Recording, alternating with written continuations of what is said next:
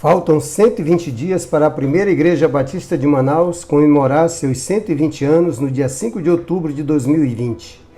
É um bom momento para lembrarmos um pouco de como Deus agiu na história para que o Evangelho de Jesus Cristo chegasse até o coração dos amazonenses.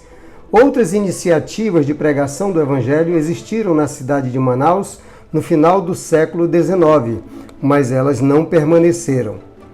Em agosto de 1897, vindo de Belém, o missionário batista Eurico Alfredo Nelson e sua esposa Ida Lindenberg Nelson visitaram Manaus com o propósito de iniciar uma igreja na cidade. Nessa primeira visita, pregou em mais de 20 lugares diferentes e, dentre os convertidos, batizou 5 pessoas, das quais 4 vieram a ser membros fundadores da PIB de Manaus. Voltou mais 2 vezes à cidade.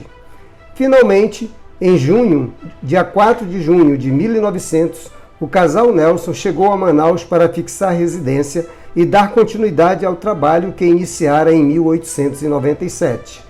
Organizou a escola bíblica dominical para ensinar a palavra de Deus aos novos crentes. Batizou diversos irmãos, até que no dia 5 de outubro de 1900, organizou a primeira Igreja Batista de Manaus com 20 membros.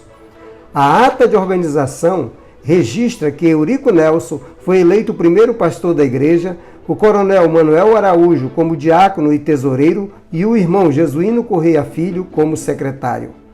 A igreja começou a sonhar com um templo próprio, porque cresceu rapidamente e no final de 1901 já contava com 54 crentes, fruto do trabalho de evangelização de todos os seus membros.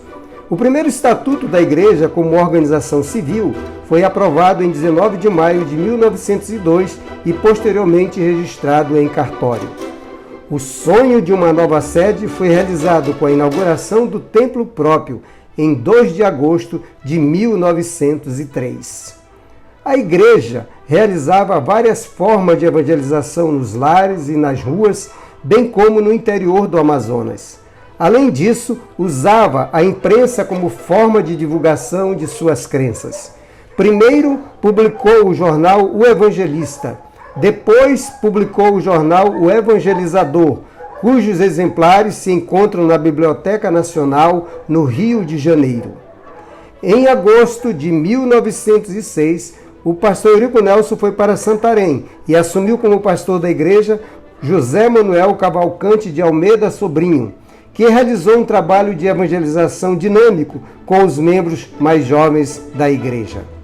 Em 5 de junho de 1908, assumiu como pastor o professor Tomás José de Aguiar, que desenvolveu várias atividades de discipulado e iniciou a campanha para a construção de um templo definitivo, que veio a ser inaugurado em 1º de janeiro de 1911.